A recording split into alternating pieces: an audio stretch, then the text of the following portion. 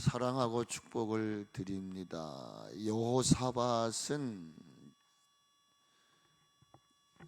연합군에 의해서 위기를 만나죠. 그때에 그는 하나님만을 믿기로 결단을 합니다. 그리고 또 하나는 자신이 믿는 하나님께 자신의 처한 상황과 현실을 아뢰입니다. 기도를 한다는 거죠. 근데 그의 기도 속에는요, 패배가 아니에요. 승리를 기대하는 기도였습니다. 그것이 무엇이었는가 하면은 약속의 말씀이었습니다. 우리 그리스도인들에게는 승리만을 바라보고자 할 때 그 근거가 어디냐면은 말씀이어야 한다는 것입니다. 하나님 말씀만 붙잡고 그는 기도를 올려드린 것입니다. 그리고 또 하나가 뭐냐면은 하나님께 소망을 가지고 기도를 하는 것이에요. 그것이 바로 9절 말씀이죠. 그 소망의 핵심이 뭐냐면 환난 가운데 있는 자신들, 그 환난은 9절에서 이야기하고 있죠. 재앙, 난리, 견책, 전염, 기근, 이런 형태가 우리 삶을 위협할 때에 하나님이 봉헌받으신 성전에 달려나와서 하나님 앞에 부르짖기만 하면 두 가지 단어를 놓치면 안 된다고 했어요. 그게 뭐예요? 들어주신다는 거예요. 오늘도 우리가 예배할 때 예배를 받으시고 우리가 소망하는 것을 이루어 줄 것을 소망하시기를 주의 이름으로 축복합니다. 소망이 없으면 무너지는 거예요. 비전이 없는 백성은 방자에게 행한다 했단 말이에요. 근데 여기 들으신다는 얘기는 단순한 들으심이 아니에요. 우리의 그 외침 속에 우리 하나님은 집중하여 들으시겠다는 거예요. 집중해서. 그리고 또 하나가 뭐냐 하면은 구원하실 거라고 말씀하고 있어요.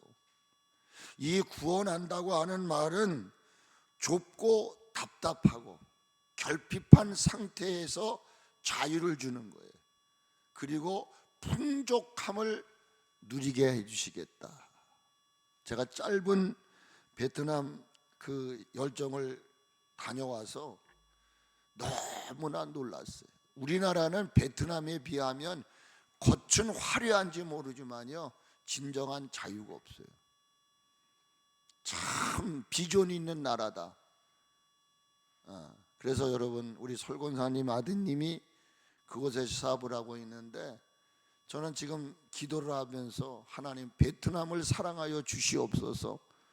제가 필리핀에 가서 선교할 때 딱 마지막 설교의 내용이 그거였어요. 하나님은 필리핀을 사랑하십니다. 그러니까 막 필리핀 사람들이 너무나 좋아하는 거예요. 근데 제가 조심스럽지만 하나님 베트남을 사랑하여 주시옵소서. 참 비전이 있는 나라더라고요. 그래서 우리나라가 정말 그런 나라가 돼야 되지 않을까 하는 그런 어떤 설렘을 가지고 들어왔습니다. 그 짓눌렸던 고통 속에서 자유를 만끽하는, 마음껏 자유를 누리는, 이것이 그들에게 주셨던 하나님의 은혜였습니다. 그러면서 이 여호사밧은 두 가지를 강조하죠. 여호와를 신뢰하거라. 그렇죠? 여호와를 신뢰하고 선지자들을 신뢰하라. 그리하면 너에게 그러한 복이 임할 것이라고 말씀하는 게 20절 말씀이에요. 자, 그리고 나서 백성들과 함께 지혜를 모읍니다.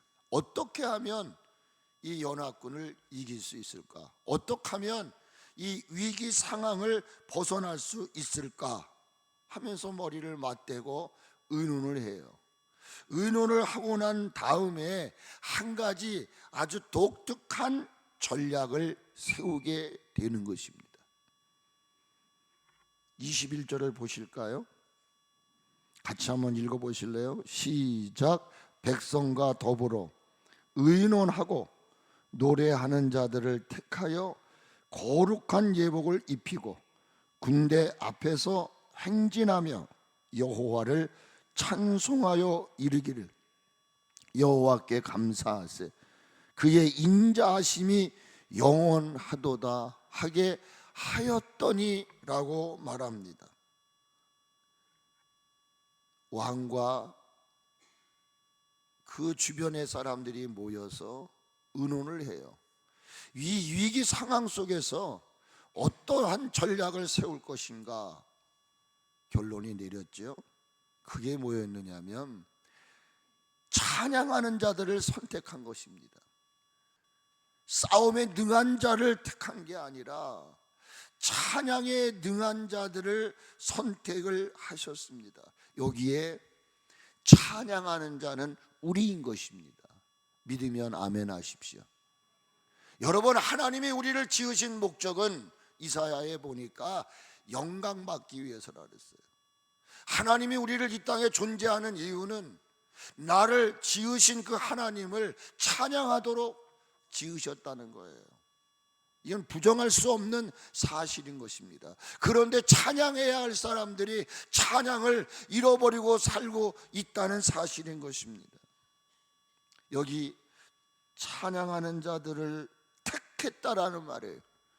택한 그들에게 거룩한 예복을 입혔다라고 말합니다. 요한계시록 19장 8절을 보면 이 예복이라고 하는 의미는요, 삶을 말하는 거예요.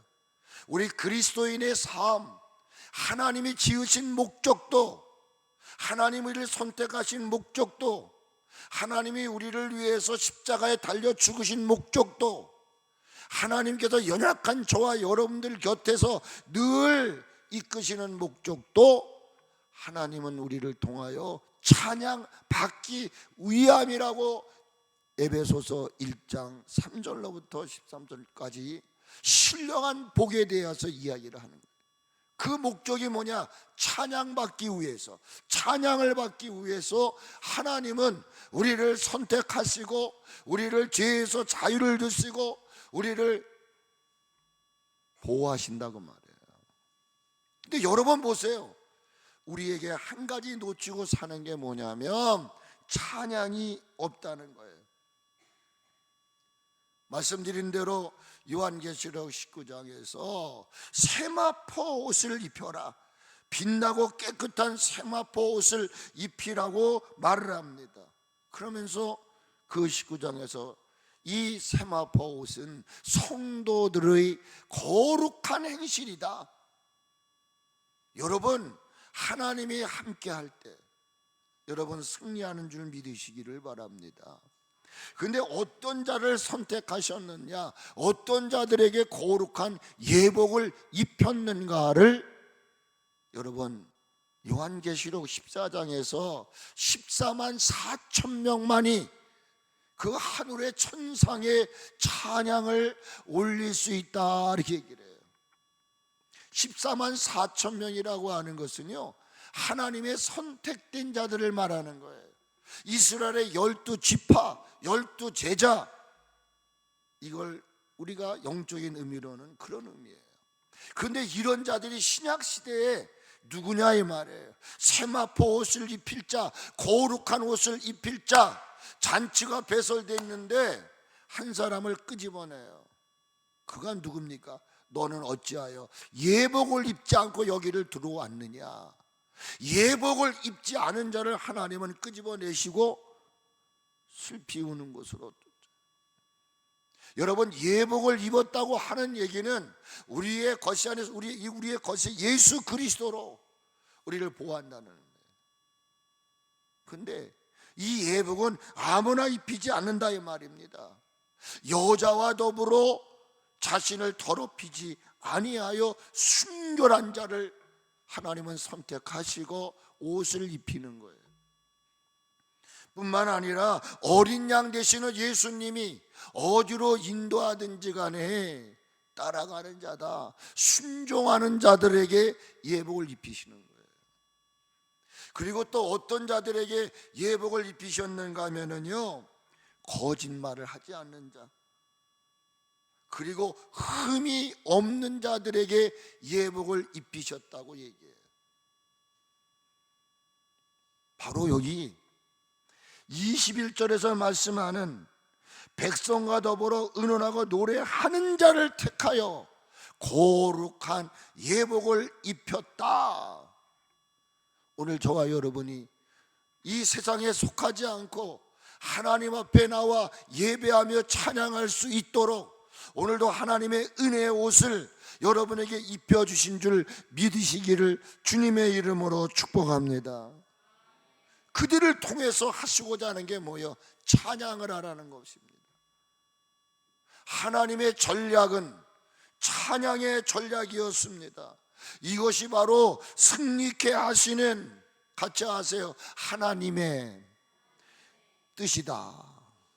여러분, 우리가 승리하기를 원한다면, 기쁨이 넘치는, 행복이 넘치는 그런 가정을 우리 자녀들에게 선물로 주기를 원하신다면, 여러분 날마다 은혜의 옷을 입으시고 그 은혜에 감격하여 하나님을 찬양하는 여러분들이 되어지기를 주님의 이름으로 축복합니다. 기억하십니까? 10가지 재앙의 마지막 클라이막스는요, 어린 양의 보혈의 피를 문설주에 바른 가정은 오버패스를 했어요. 여러분, 한 가정 한 가정을 들여다볼 때 애굽의 가정들은 장자가 죽어나가는 거예요. 그러니까 그들의 가정에는 울음이 퍼지는 거예요. 그러나 하찮은 것 같은 어린양의 피아를 문설주에 바른 가정 속에서는 찬양이 울려 퍼지는, 찬양과 애곡하는 소리가 떠나왔어요. 나는 여러분의 가정에 애곡하는 소리가 아니라 찬양의 소리가 여러분 가정 안에서 넘치기를 주의 이름으로 축복합니다. 일반적으로 적들과 싸울 때는 창이나 칼이나 활을 든 마병들이 앞장 세우는 것이 통상적인 전략입니다. 그런데 오늘 말씀을 들여다보면 그런 내용이 하나도 없어요. 그러니까 이 본문의 말씀을 들여다보면 인간적인 상식이나 인간적인 경험과는 전혀 다른 모습을 볼 수 있다는 말입니다. 그러기에 오늘 목사요, 장로요, 권사요, 집사라 할지라도 하나님의 말씀을 아는 지식으로가 아니라 이 하나님의 말씀이 여러분에게 능력이 되어서 여러분을 살리고 가정을 살리고 민족을 살리는 역사가 일어나야 한다는 것입니다. 하나님의 말씀은 인간의 상식으로, 인간의 생각으로 보면요, 너무나도 우스꽝스러운 거예요. 전쟁을 하는데 어떻게 여러분 찬양하는 사람을 앞세우냐 이 말이에요. 그러니까 우리가 소리 듣는 거예요. 온전하게 예수 믿고 온전하게 신앙생활 하려고 하는 사람은요, 그리스도인들에게도 손가락질을 받아요. 그러나 그게 손가락질 받는 게 아니에요. 내가 진정한 그리스도인이라고 하는 표징이에요. 여러분, 내가 예배드리지 않고 기도하지 않는데도 나에게 아무 소리 하지 않는다는 건 점검해 볼 필요가 있는 거예요. 하나님 뜻대로 사는 사람, 하나님 말씀대로 사는 사람들은 저 세상 사람들이 볼 때는 저거 이상한 놈 아니야. 그래서 바울은 이 사건을 보고 뭐라고 얘기했을까요? 고린도전서 1장 18절에 여러분 기억하시잖아요. 무슨 얘기예요? 십자가의 도는 하나님의 말씀을 말하는 거예요.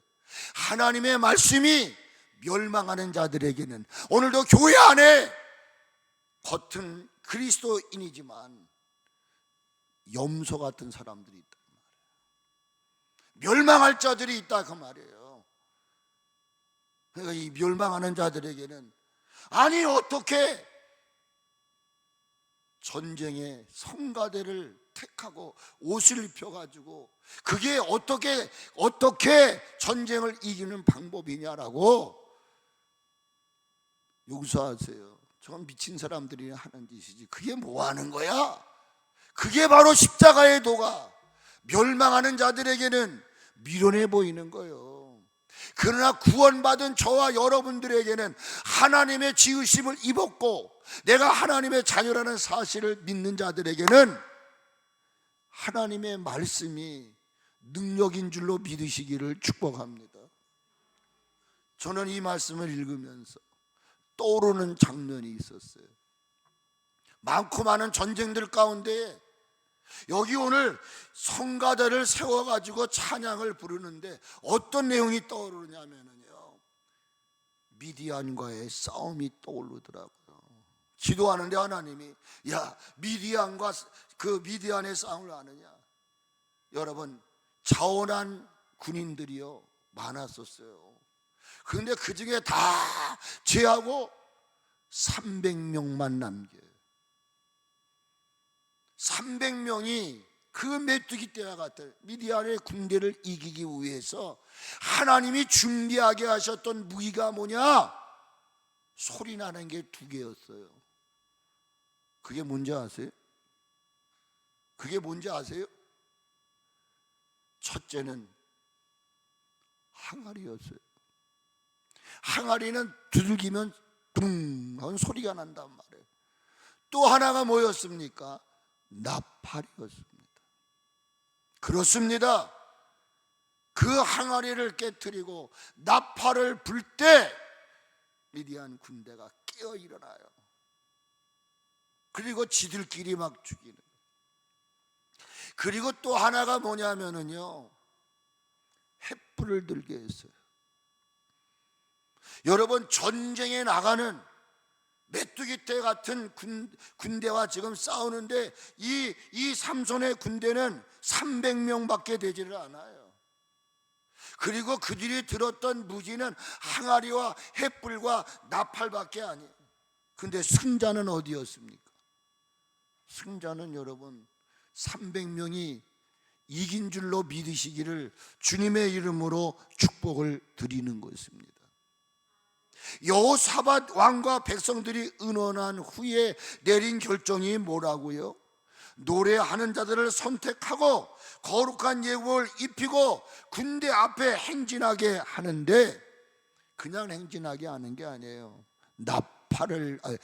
찬양을 하며 행진하게 했다고 21절에서 말씀하고 있지 않습니까? 사랑하는 성도 여러분, 한번 상상해 보십시오. 적들은 지금 칼과 창과 활, 각종의 무기를 들고 구름대같이 진을 치고 있어요. 그런데 이스라엘 군대는 맨 앞에 무기를 든 병사가 아니라 가운을 입은 찬양대가 앞장을 선 것입니다. 여러분, 희한하지 않습니까? 이건 어리석은 작전이 아닙니까? 이게 정상적인 방법입니까? 아주 무모한 방법이죠. 이거는요, 승리를 기대하는 전략이 아니에요. 패배를 자초하는 거예요. 그러나 이 하나님의 눈으로 볼 때 언제든지 승리는 내 판단이나 인간적인 방법에서 나오는 게 아니라, 비록 비정상적이고 아주 무모한 것이지만은 그 하나님의 뜻을 따라, 하나님의 계획을 따라 내가 아멘하고 믿음으로 행할 때 기적이 일어나는 줄 믿으시기를 주의 이름으로 축복합니다. 그들이 승리를 체험하게 되었던 통로가 무엇이었습니까? 앞장서서 찬양하며 나가는 찬양대원들의 찬양인 줄로 믿으시기를 바랍니다. 여기 서 있는 우리 황 집사님 중요합니다. 우리가 곡을 선정하는 것도 중요하지만 그 곡을 통해서 하나님이 영광을 받으시고 자신의 테크닉이 아닌 정말 신령한 하나님의 앞에 올려드리는 찬양이 될 때, 여기 일주일 동안 여러 삶을 통해서 찌들이고 억눌린 그들이 하나님의 찬양을 통해서 여러분 마음이 열리고 생각이 바뀌고 은혜를 갈망하는 역사가 일어난다는 것입니다. 찬양을 이끄는 자들의 찬양이 얼마나 소중한지 몰라요. 어떻게 보면 하나님의 말씀을 전하는 설교자보다도 더 많은 기도, 더 많은 성령의 충만함이 있어야 한다는 것입니다. 왜? 수많은 한 시대를 움직였던 부흥 강사들 앞에는요, 언제나 찬양하는 싱어들이 있었다는 거예요. 찬양하는 자들이 있었다는 것입니다. 근데 그들은 목사들보다 더 많은 기도를 드렸다는 거예요. 하나님, 신령한 찬양을 드리게 해 주시옵소서. 여러분, 여기 우습게 보면 안 되는 거예요. 이 찬양대가 앞장서서 찬양을 해요. 근데 그 찬양의 내용이 뭐였느냐면은 감사의 찬양이었어요. 여호와께 감사하세요. 그의 인자하심이 영원하도다. 당시 찬양대원들이 하나님께 올려드렸던 찬양의 핵심이 뭐였습니까? 감사의 찬양이었지만 오직 하나님은 존재하신다. 그 하나님은 스스로 존재하시는 분이다. 그리고 그분은 지금도 우리를 위하여 위대한 일을 하시는 분이시다. 하나님에 대한 존재와 실존, 그리고 그분은 묵묵히 계시는 분이 아니에요. 그분은 지금도 일하시는 분이신 줄로 믿으시기를 주님의 이름으로 축복을 합니다. 그러니까 이 말이 뭐예요? 하나님 도와주세요, 이 말인 거예요. 하나님 앞에 감사 찬양을 올립니다. 여러분, 지난주에 말씀 들으셨잖아요. 하나님이 모세에게 출렁거리는 홍해 바다를 보고, 모세야, 내 손에 지은 것이 무엇이냐? 지팡이뿐이 없습니다. 지팡이를 대라. 여러분, 모세는 위대한 능력을 체험합니다. 지팡이를 댈 때에 여러분, 바다가 쫙 열리고, 여러분, 이스라엘 백성 한 명도 다친 사람이 없어요. 그것을 자신의 목전에서 목격한 후에 15장에서 뭘 드렸다고요? 하나님 앞에 찬양을 올려드린 거예요. 그래서 15장 1절로부터 18까지는 그의 신앙을 간증한 거예요.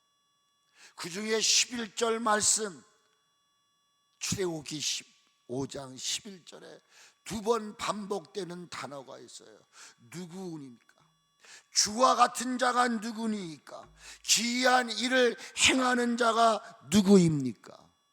출애굽기 15장 11절에서 누구입니까 도대체? 여러분, 하나님이신 줄로 믿습니다. 여호와여 신중에 주와 같은 자가 누굽니까? 주와 같이 거룩함으로. 성경 구절을 좀 띄워줬으면 좋겠는데요. 기이한 일을 행하는 자가 누구입니까? 분명히 출애굽기 15장 11절에서 말합니다.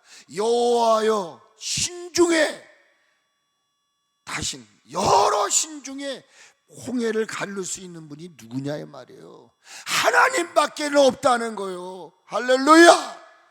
우리 인생의 삶의 목회 앞에 홍해같이 가로놓인 것을 열어줄 자는 누구냐? 하나님밖에 없다는 거예요. 기이한 일을 행할 자가 누굽니까? 하나님밖에 없는 줄 믿습니다. 할렐루야. 그러니까 이 찬양대원들이 이 찬양을 올려드리는 거예요. 그러니 놀라운 역사가 일어납니다. 그 역사가 뭐였느냐? 따라하세요. 치시고, 따라하세요. 치시고, 패하게 하시고, 죽게 하더라. 세 가지가 나와요. 그것이 뭐냐? 22절로부터 말씀을 같이 읽어요. 시작. 그 노래와 찬송이 시작될 때 여호와께서 복병을 두어 유다를 치러 온 아몬 자손 모압과 세일산 주민들을 모하게 하심으로, 치게 하심으로 그들이 패하였으니 곧 아몬과 모압 자손이 일어나 세일산 주민들을 쳐서 진멸하고 세일 주민들을 멸한 후에 그들이 어떻게 했다고요? 허허, 여러분, 이 여호사밧의 그 찬양대는 찬양만 한 것뿐이에요. 그렇잖아요. 그런데 어떻게 했다고요? 지들이 그래서 24절을 읽어보세요. 시작. 유다 사람들이 들등대에 이르러 그 무리를 본즉 땅에 엎드려진 시체들 뿐이요 한 사람도 피한 자가 있더라 없더라? 없어. 야, 놀랍지 않습니까? 아니, 지금 이 연합군이 한 방에다 멸하는 거예요. 같이 해보세요. 찬양은 하늘 문이 열리고 마음의 문이 열리고 응답의 문을 여는 능력인 줄 믿으시기를 축복합니다. 여러분, 남은 인생의 삶에 하나님의 역사하심이 나타나기를 원하신다면 따라하세요. 찬양을 그치지 말자. 내 입에서, 내 가정에서 찬양이 흘러 넘쳐야 합니다. 왜? 찬양할 때 하나님의 임재가 임하십니다. 찬양할 때 기적이 나타나는 것입니다. 성경 보세요. 찬양할 때 하나님의 임재가 임해요. 찬양할 때 기적이 일어납니다. 믿으셔야 돼요. 이걸 믿으셔야 돼요. 여기 앞에 찬양하시는 분이 대단히 중요한 겁니다. 목회자가 주일날 설교하기 위해서 온몸을 쏟듯이 찬양 대원, 찬양 팀들은 기적을 일으키는 귀중한 존재들이에요. 믿으시기를 바랍니다. 여러분, 복음을 전하다가 복음을 전한다는 제목으로 바울과 실라는 감옥에 투옥이 됩니다. 웬만한 사람 같았으면 원만 불평하고 하나님을 향하여 도전했을지도 몰라. 근데 바울과 실라는 그렇게 하지 아니하고 옥 안에 집회를 열었어요. 하나님이 이 감옥 안에도 계신 줄 믿고 하나님이 이 감옥 안에도 구원할 자가 있음을 믿고 바울과 실라는 그 현장을 집회 현장으로 뒤바꿔 버렸습니다. 집회를 알리는 찬송 소리가 울려 퍼집니다. 기도 소리가 울려 퍼집니다. 그런데 놀라운 것은 뭐냐?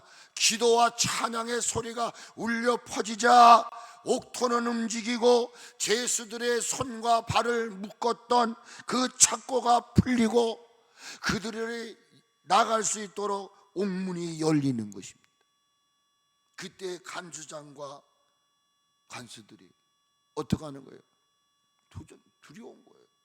벼랑간에 옥토가 움직이고 문이 열리고 착고가 풀려지니까 이제 그 무리를 어떻게 감당해요? 관성이 떨고 있어요. 그때 두려워하지 말라는 거예요. 주 예수를 믿으라. 그리하면 너와 내 집에 구원을 얻으리라 선포하는 역사가 일어납니다. 여러분, 사도행전 16장 25절로 26절을 보세요. 여기 중요한 단어가 나와요. 25절에 한밤중에, 인생의 밤을 만날 때, 시련의 고난의 고통의 밤이 만날 때, 우리 대한민국이 지금 한밤중에 있습니다. 여러분, 우리 교회가 한밤중에 있습니다. 여러분, 우리 몸도 이제 저녁때가 됐어요. 이 밤중에 바울과 실라는 다른 게 아니라 우리 자신을 말하는 거예요. 바울과 실라가 찬송하고 기도할 때에 여기 중요한 단어가 뭐냐? 죄수들이 듣더라, 이렇게 말해요. 죄수들이 듣더라. 죄수들이 듣더라. 죄를 지은 인생들이 들어요. 그리고 나서 26절에 어떤 일이 있냐면은 이런 일이 일어나요. 이에 갑자기 어떻게 한다고요? 이에 갑자기라는 말이 뭐예요? 우연한 일이 아니란 말이에요. 기도하고 찬양할 때 갑자기 지진이 일어난 줄로 믿으시기를 바랍니다. 옥토가 움직이고 문이 열리고 모든 사람들의 메인 것들이 어떻게 했더라? 다 벗겨진 줄로 믿으시기를 축복합니다.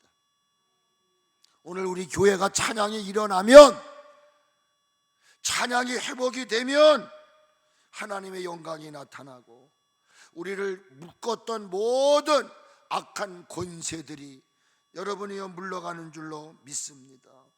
따라하세요. 찬양은 마귀를 향한 최고의 무기이다. 최고의 무기이다. 찬양이 살아나면 마귀는 물러가는 줄로 믿으시기를 바랍니다. 아멘. 찬양할 때 우리를 묶었던 질병이 떠납니다. 물질의 문제, 가정의 문제, 민족의 문제 다 해결됩니다. 흑암의 권세가 묶음을 받고 떠나갑니다. 제가 초창기 신학을 공부할 때 전도관, 또 저기 어디에 저기 재림예수 저 양재동에 있는 거, 통일교, 저 연구를 많이 했어요. 특징이 뭔지 아세요? 그들이 나와서 문선면이가 됐던 그런 어떤 교주들이 하나님 말씀을 전하기 전에 여러분요, 그게 누구죠? 그 신앙촌이 누구야? 박태선인가요? 그들이 나와서 전하는 메시지는 간단해요. 그 전에 찬양하는 거 한번 보세요. 뜨겁습니다. 뜨겁습니다. 남만 비판하고 정죄하지 마시고요, 우리는 그만큼 찬양하고 그만큼 울부짖느냐 그 말이에요. 찬양을 통해서요 온몸이 다 뜨거워져요. 그리고 딱 나와서 하나님 말씀 딱 전할 때 뒤집어지는 거예요. 뒤집어지는 거예요. 노보드 슐러 목사님이 운명하셨지만 제가 그 교회를 가봤어요. 야, 멋있습니다. 칭호들이 나와서 찬양을 해요. 거의 찬양대원들이 노인네들 일부 예배 때 갔으니까 뒤에 2층에 쫙 서가지고 찬양하는데 인상 쓰며 찬양하는 사람 없어요. 그냥 얼마나 기쁘게 찬양을 하는지 몰라요. 찬양이 살아있는 교회는요 부흥의 역사가 일어납니다. 여러분, 질병이 치유되고 흑암의 권세가 물러가는 줄 믿으시기를 바랍니다. 그러므로 믿음의 사람들에게 없어서는 안 될 중요한 믿음의 무기가 뭐냐? 찬양인 줄로 믿으시기를 주님의 이름으로 축복합니다. 찬양은요 믿는 저와 여러분들로 하여금 승리에 이르게 하는 디딤돌인 줄 믿으시기를 바랍니다. 그래서 제가 오늘 안내해 보시는 설권사님들 그랬어요. 9시 40분 전에는 다 올라가게 하라. 찬양이 살아나야 된다. 찬양이 살아나야 된다. 찬양이 살아나면 다시 역사가 일어날 줄로 믿으시기를 바랍니다. 우리는 승리해야 됩니다. 같이 합시다. 우리는 승리합시다. 승리해야 됩니다. 승리해. 그럼 왜 승리를 해야 되느냐 말이에요. 여기 승리를 통해 주셨던 은혜와 축복을 이야기합니다. 많은 전리품을 얻게 되었고 그 전쟁의 골짜기가 축제의 현장이 되게 하셨다는 것입니다. 전쟁터를 방불케 하는 우리 대한민국, 저 중동, 이란, 미국의 전쟁, 저 우크라이나 전쟁은 뭐 어디로 가본지 잊어버렸어. 그런데 이 전쟁터를 방불케 하는 우리 삶의 현장을 하나님이 축제 현장으로 만들어 주겠다는 거예요. 제가 이 공산주의에 대해서 북한 같은 나라가 없더라고요. 베트남도 가니까요, 사회주의 공산주의 체제 아니에요. 근데 그 정치가 바로 돼야 돼요. 공과 사가 분명하더라고요. 근데 그 나라에는 종교의 자유를 허락해 돼요. 근데 그 4월 30일인가가 뭐 우리나라로 말하면 독립의 날이라 무슨 날이래요. 막 축제가 열어지는데, 야, 이게 어떻게 이런 나라에서 이런 것이 가능한가? 그만큼 그 나라는 비전이 있다고요. 전쟁터를 방불케 했던 우리 삶의 현장을 축제의 현장으로 바꾸시는 하나님의 사건을 우리는 25절로 6절을 통해서 발견하게 되는 것입니다. 한번 보세요. 25절을 봅니다. 같이 한번 읽으세요. 시작. 여호사밧과 그의 백성이 가서 적군의 물건을 뭐할세? 탈취할세. 본즉 그 가운데 재물과 의복과 보물이 어떻게 있어? 많이 있어. 각기 탈취하는데 그 물건이 너무나, 여러분, 가져올 게 많아. 하나님은 여러분에게 시시한 거 주는 분이 아니에요. 지금 다 여러분 소멸됐을지라도 다시 가득 채워주시는 분이에요. 뭐라고 말하냐면, 너무나 많아가지고 능히 가져올 수 없을 만큼 많음으로 며칠 동안, 4일 동안 거느렸대. 할렐루야. 이 말씀 보면서도 그게 뭐 나하고 무슨 상관이 있어, 이러면 안 돼. 잃어버렸던 모든 것들을 하나님 다시 거두게 하는 역사가 소망의 하나님이 여러분에게 주시는 거예요. 여러분, 우리가 패배했을지라도 나는 결코 이렇게 패배할 수 없다, 나는 다시 일어나리라, 이 또한 지나갈 것이다, 하나님 반드시 승리하게 하시는데 하나님이 나를 구원해 주실 것입니다. 여러분, 찬양은 기도와 같은 거예요. 곡조 있는 기도라고요. 여러분 가정과 개인의 찬양이 회복되어지기를 축복합니다. 그러면 잃어버렸던 모든 것들, 사흘이라는 시간은요, 이거 엄청난 거예요. 그만큼 거둬들인 게 많다 이 말이에요. 여러분 사무엘상에 말하잖아요. 에베네셀의 하나님, 잃어버린 거 다시 거두게 하시고 회복하게 하시고 평화를 이루게 하시잖아요. 그리고 난 다음에 이 26절을 또 같이 읽어요. 시작. 넷째 날에 무리가 브라가 골짜기에 모여 거기서 어떡했다고요? 여호와를 뭐 했어요? 송축한지라. 하나님 감사합니다. 할렐루야. 오늘 우리 가정마다 축제의 역사가 일어나기를 축복합니다. 우리 권사님, 장로님, 집사님들 기도합시다. 기도하지 않고 찬양하지 않고는 교회 부흥되지 않아요. 이렇게 해서 뭐 목사 좋으라고가 아니에요. 우리 다시 찬양이 살아날 때 하나님이 몸된 제단에 놀라운 역사를 일으켜 주실 줄로 믿습니다. 말씀을 마무리해 주려고 합니다. 여호사밧의 결단은 이 마지막 시대를 살아가고 있는 우리에게 도전을 주는 신앙적 결단이라고 말할 수 있습니다.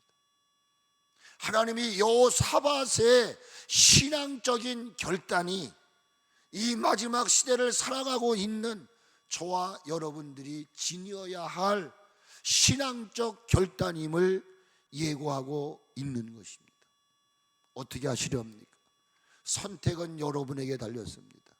이대로 살 것이냐, 아니면 잃어버린 거 다시 회복하고 우리 가정에 축제 역사가 일어나기를 소망하신다면은 여호사밧이 내렸던 결단을 여러분도 간직하고 남은 신앙생활을 해갈 수 있기를 축복합니다.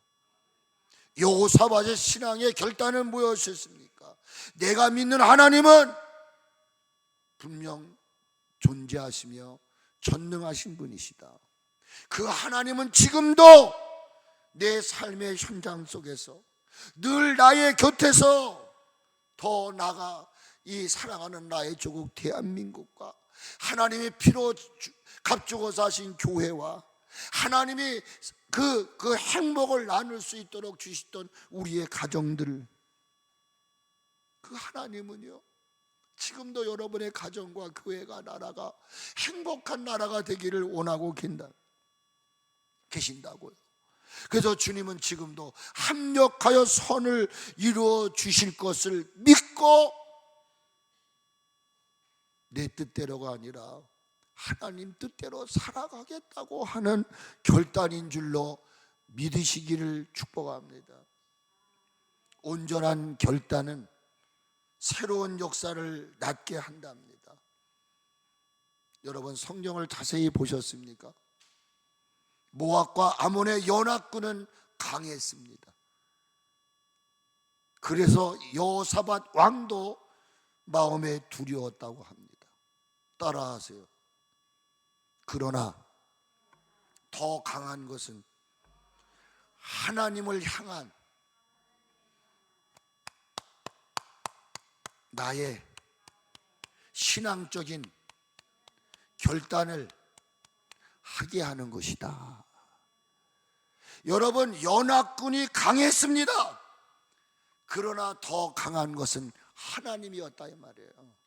그 하나님은 어떤 하나님이었느냐?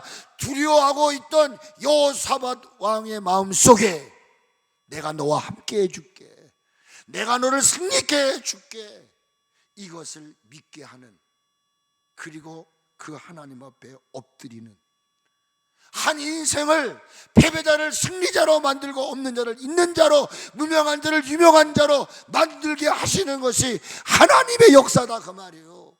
나는 할 수 없다고 생각하지 마세요. 여러분, 가정 안에 교회 안에 어떠한 일이 일어나도 나는 할 수 없어도 하나님은 연약한 나를 통하여 위대한 일을 이루신다 그 말이에요. 이걸 우리는 믿자 그 말입니다. 대한민국이 다 망가졌어도 하나님이 함께만 하시면 이 대한민국을 향한 우리 하나님의 신실한 비전은 이루어질 것입니다.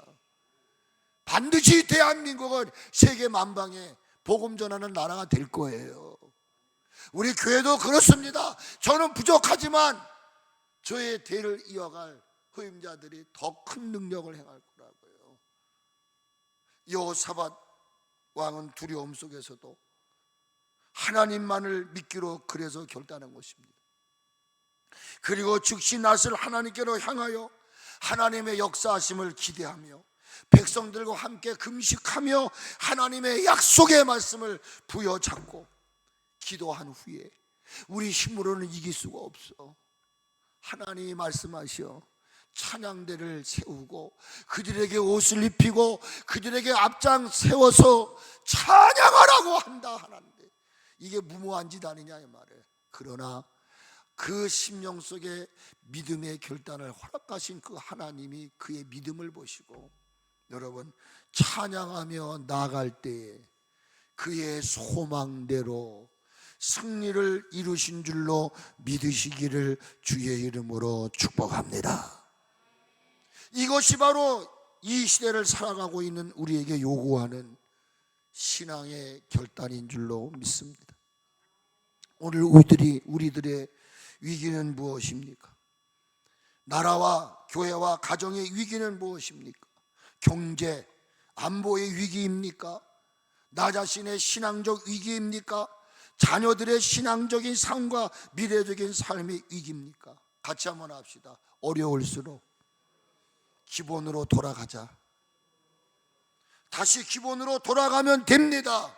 상황과 환경이 바뀌기를 기대하기 전에 먼저 우리 모두가 하나님만 믿기로 결단합시다. 그리고 남은 여생 어떠한 상황 앞에서도 하나님께 관역을 맞추고 금식하며 기도하되 나에게 승리를 안겨주실 것을 믿으시고 여러분 우리 대한민국, 우리 교회, 우리 가정 특별히 오늘 어린이 주일인데 우리 가정에 자라는 손자 손녀들이 이 시대를 이끌어갈 위대한 믿음의 리더 자리 될 것을 소망하면서 여러분 믿음으로 살아가는 여러분 모두가 되시기를 주의 이름으로 축원합니다. 찬양합니다.